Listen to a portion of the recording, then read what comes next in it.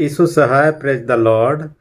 Cryonics वैज्ञानिक ऐसा शब्द है जिसके माध्यम से कि लोगों को मरने के बाद में उनका मुंडी को एक फ्रिज में रख दिया जाता है जो कि -321 डिग्री में, और उसको क्या किया जाता है, प्रिजर्व करके रखा जाता है ताकि आने वाले दिन में मनुष्य का शरीर नए रूप से जब बनाया जाएगा उस मुंडी के साथ में जोड़ दिया जाएगा, और व्यक्ति चाहे 50 साल 100 साल पहले भी यदि मरा हो उस व्यक्ति को नया बॉडी के साथ में जोड़कर उसको जिंदा किया जा सकता है।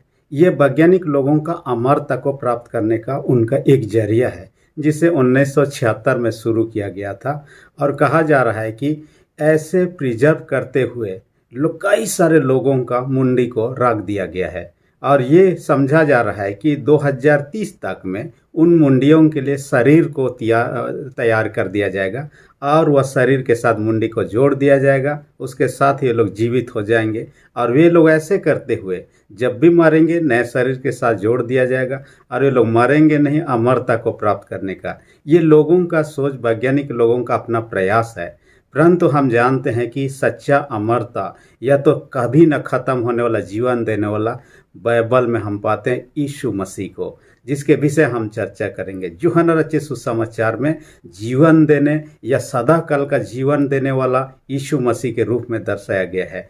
यूहन्ना रचित सुसमाचार का जो लिखने का उद्देश्य में से ही यीशु को मसीहा के रूप में या परमेश्वर का पुत्र के रूप में दर्शाना, और जो कोई इस पर विश्वास करता है वो अनंत जीवन यानी कि जो खत्म नहीं होने वाला जीवन को प्राप्त करेगा, इस बात को दर्शाया गया।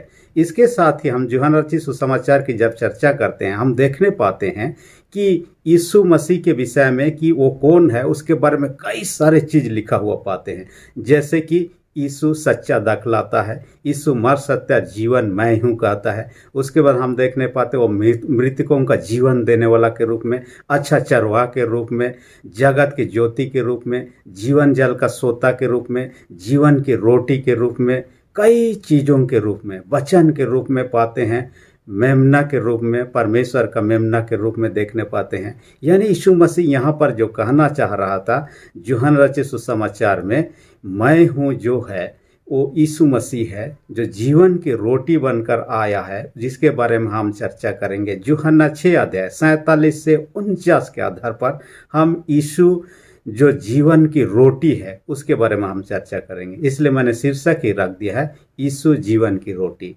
और ये शिक्षा यीशु मसीह कफरनहूम में, जो गलील प्रांत का एक बड़ा शहर ही था, और जिस शहर से मत्ती भी आया करता था। मत्ती एक चुंगी लेने वाला व्यक्ति था जो कि चुंगी टैक्स साफ कलेक्शन करता था, और बाद में देखने पाते हैं कि मत्ती यीशु का चेला भी बन जाता है, और उस जगह पर आराधनालय में जाता है यीशु और लोगों को प्रचार करता है। वहाँ पर कहता है स्वर्ग से उतरी रोटी मैं हूँ।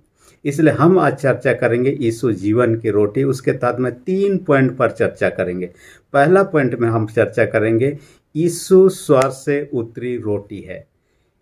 हम जानते हैं कि रोटी हर दिन खाते हैं, शरीर के लिए आवश्यकता है, क्योंकि हम खाए बिना जीवित नहीं रह सकते हैं इस कारण से। परंतु यहाँ जो चर्चा है स्वर्ग से उतरी रोटी, यानी कि यीशु मसीह जो है स्वर्ग से उतरा हुआ है। हम ये तो जानते हैं यीशु मसीह स्वर्ग में था, यीशु मसीह परमेश्वर के साथ में था, और वहाँ सुख चैन आनंद के साथ रहा करता था। परंतु मनुष्य जाति को देखा पाप के कारण से हम नष्ट होने जा रहे हैं, विनाश के कगार पर हैं, तब उन्होंने अकेले अकेले खुशी आनंद शांति के साथ रहने की अपेक्षा हम मानव जातियों के अपना खुशी देना चाह रहा है, अपना शांति देना चाह रहा है, ऐसे जीवन देना चाह रहा है जो कि कभी ख़त्म नहीं होने वाला। इस कारण से वह स्वर्ग से मनुष्य रूप धारण होके इस धरती पर आता है, और वो धरती पर धारण आने का एक उद्देश्य है कि जीवन की रोटी बनकर आता है। असल में यीशु मसीह जिस जगह पर जन्मा था उस जगह का नाम है बैतलहम, और बैतलहम का अर्थ है रोटी का घर। यीशु मसीह के विषय में हम जानते हैं कि उसको जन्मने के बाद में उसको एक एक चरनी में सुला दिया गया, और चरनी वो जगह होते हैं जहाँ पशु पक्षी लोग क्या करते हैं, अपना भोजन ग्रहण करते हैं। यानी कि यीशु मसीह ऐसे चीज़ें में रखा गया है जिसके जरिए से लोग उसे ग्रहण करते हैं, जहाँ पर से अपना पेट भरते हैं। यानी संसार के लोगों का आत्मिक भूख प्यास को मिटाने के निमित्त यीशु मसीह स्वर्ग से मनुष्य रूप धारण करके रोटी बनकर इस जगत में आता है। और इस कारण से हम यहाँ देखने पाते हैं कि यीशु को जीवन की रोटी कहा गया है। क्योंकि वहाँ का सुख देने के लिए ही वो यहाँ पर आया इस धरती पर। हम साधारणतः खुश आनंद होते हैं, अकेले अकेले आनंदित होना नहीं चाहते हैं। विवाह का हो, एनिवर्सरी का हो, चाहे बर्थडे हो या कोई खुशी का अवसर हो, हम अकेले नहीं सेलिब्रेट करते हैं, आनंद नहीं मनाते हैं। लोगों को न्योता देते हैं, निमंत्रण देते हैं ताकि हमारे खुशी में शामिल हो सके, हम एक साथ आनंदित। यीशु मसीह स्वर्ग में अकेले खुश रहना नहीं चाह रहा। हाँ, संसार के सारे लोग उनके साथ वहाँ खुशी मनाएं, आनंद से रहें और परमेश्वर की महिमा करें, ये चाहा। इस कारण से जीवन की रोटी बनकर जो कि इस दुनिया में आता है। हम इस बात को खाली नहीं देखते हैं कि यीशु मसीह सिर्फ जीवन की रोटी बनकर है, उससे पहले भी हम पुराने नियम में देखने पाते हैं कि परमेश्वर ने इस्राएल लोगों के लिए मन्ना को गिराया, वो स्वर्ग से ही गिराया और स्वर्ग से गिराया। इस कारण से ये स्वर्गीय भोजन के रूप में भी देखा गया।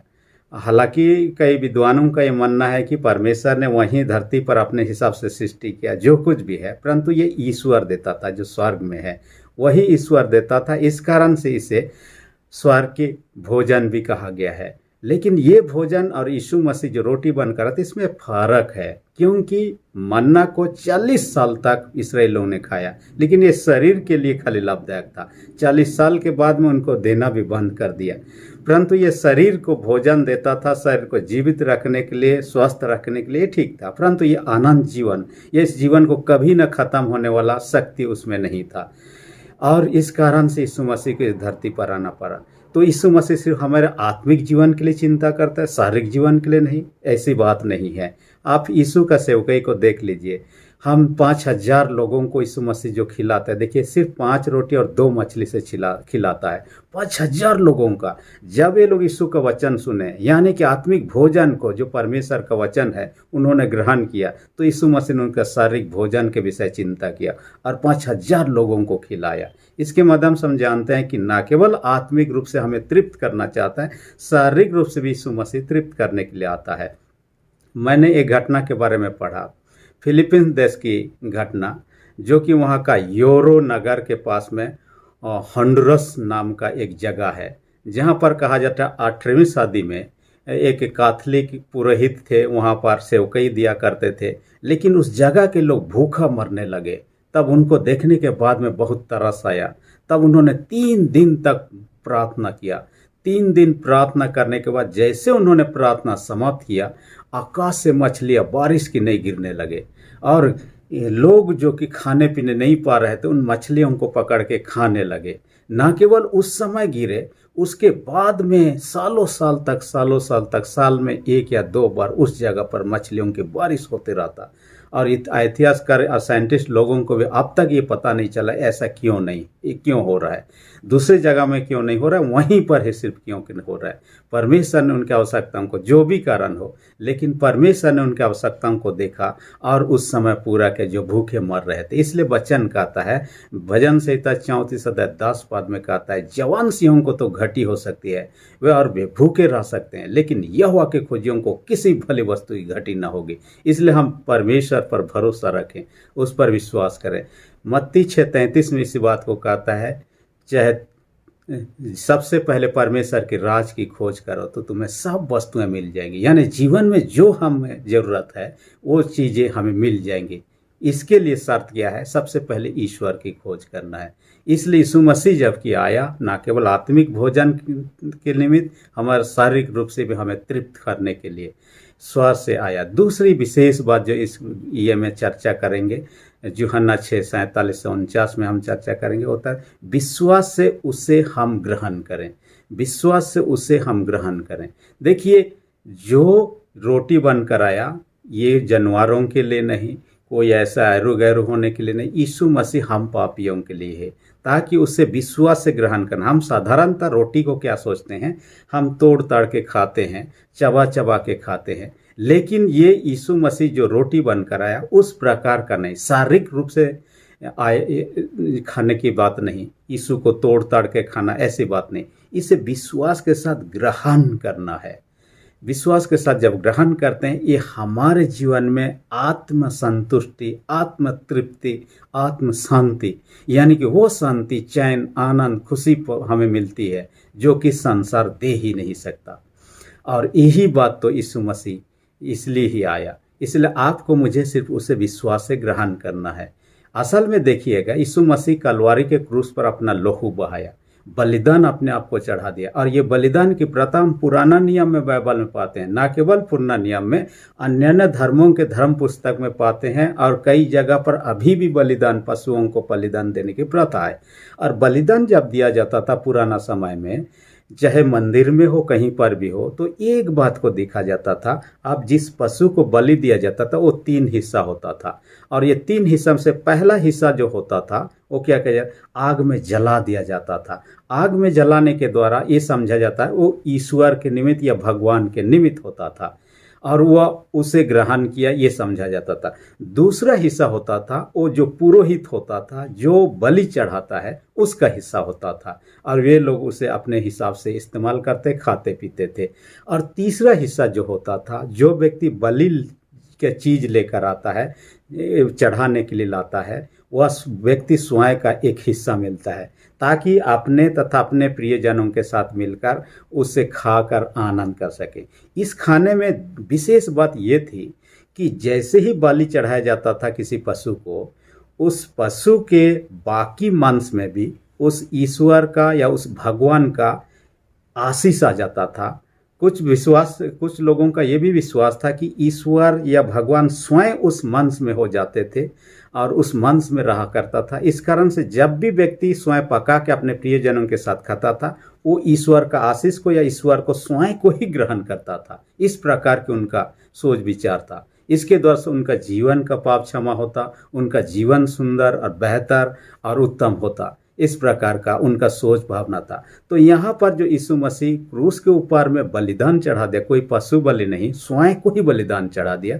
हमें उसको ऐसे चबा के खाना, हमें सिर्फ विश्वास से उसे ग्रहण करना, अपनाना, मन से विश्वास करना है, मुँह से अंगीकार करना है कि यीशु सच्चा उद्धारकर्ता या परमेश्वर का पुत्र, जो जगत में हमें बचाने के लिए, उद्धार करने के लिए आया हुआ। तो इस चीज़ों को हमें क्या करना है, विश्वास से ग्रहण करना है। और बिना ग्रहण किए हम उसे अपने जीवन में कार्यकारी होते हुए नहीं देख पाते हैं। उदाहरण के लिए, हमें यदि बुखार होता है, कोई बीमारी होता है, हम डॉक्टर के पास जाते हैं। डॉक्टर के पास जाने के बाद में डॉक्टर यदि दवाई देते हैं, मेडिसिन लाकर हम यदि घर में रखे रहेंगे, बक्सा में हाँ या मलमरी में रखे रहेंगे और खाएंगे नहीं, तब बीमार ठीक होने का नहीं है। जब तक उसे हम ग्रहण नहीं करते हैं, जब तक वह अंदर नहीं जाता है, अंदर में काम नहीं करता है। वैसे ही यीशु मसीह को जब तक हम विश्वास से ग्रहण नहीं करते, हमारे जीवन में कार्यकारी नहीं होगा। इसलिए हमारे जीवन में कार्यकारी होने के लिए उसको ग्रहण करना है। देखिए, एक बात आप सुने होंगे, LIC, जीवन बीमा। लोग जीवन बीमा में अपना पैसा सबको इन्वेस्ट करते हैं ताकि इसके द्वारा से न केवल स्वयं प्रियजन लाभान्वित हो सके, परंतु यीशु मसीह जो योजना को लाया, ये जीवन बीमा से बढ़कर वाला LIC को हम विषय में हम चर्चा के, जो जीवन बीमा यीशु मसीह जो लाया, ELIC माने इटर्नल लाइफ, माने अनंत जीवन बीमा निगम के बारे में कहता है। यानी इस जीवन के लिए नहीं, परंतु अनंत जीवन जो कभी खत्म नहीं होने वाला, ऐसे जीवन बीमा के बारे में। और सिर्फ हमें उसके विश्वास के द्वारा ग्रहण करना है, अपनाना है, जुड़ना है। क्योंकि जिस संस्था से हम जुड़े नहीं हैं उसका फायदा तो हम पा नहीं सकते हैं। वैसे जैसे कि LIC में, वैसे ही यदि अनंत जीवन बीमा में जुड़ना चाह रहे हैं जो कभी खत्म होने वाला, तो यीशु पर विश्वास करना है। यूहन्ना 3:16 में से लिए कहता है, जो कोई इस पर विश्वास करे वो नष्ट नहीं होगा परंतु अनंत जीवन प्राप्त करेगा। यूहन्ना 5:24 में भी कहता है, मैं तुमसे सच सच कहता हूँ, जो मेरा वचन सुनकर मेरे भेजने हारे पर विश्वास करता है, उस पर दंड की आज्ञा नहीं होती, परंतु वह मृत्यु से पार होकर अनंत जीवन में प्रवेश कर चुका है।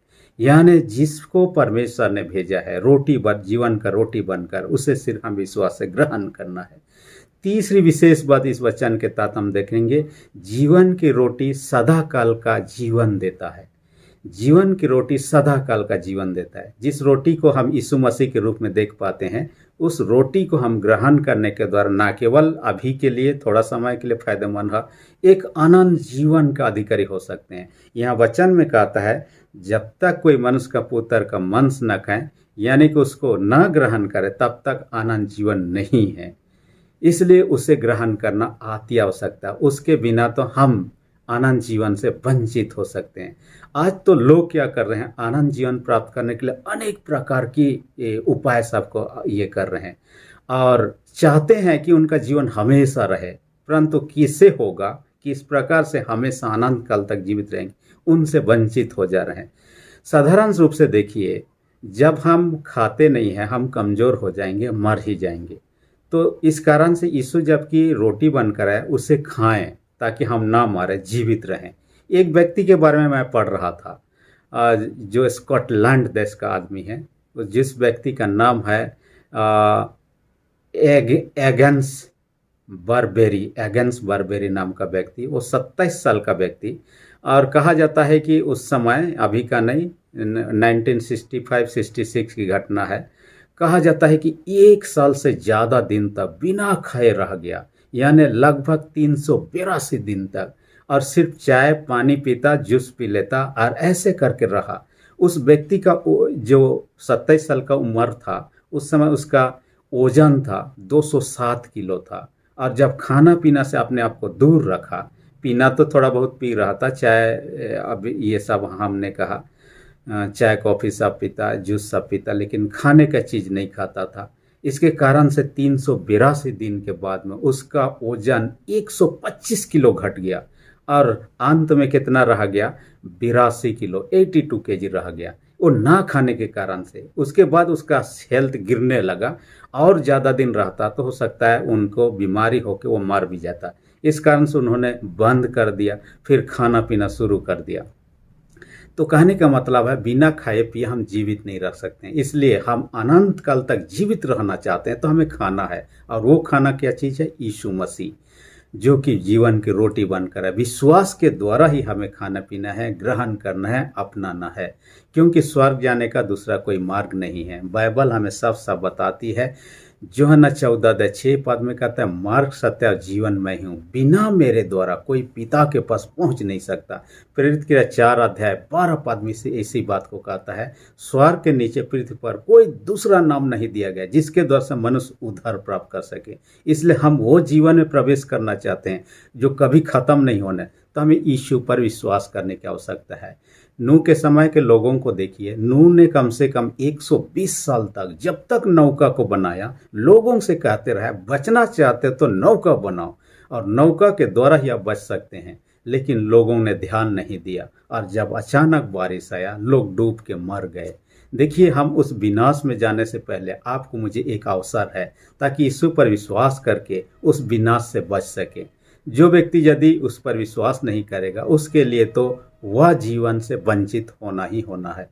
मैं 2 साल तक अपने पढ़ाई के दरमियान चेन्नई में था। कई बार अपने उन प्रियों के साथ जो वहाँ रहते थे, उस ऑफिस, जीसस कॉल्स ऑफिस को जाने का मौका मिला।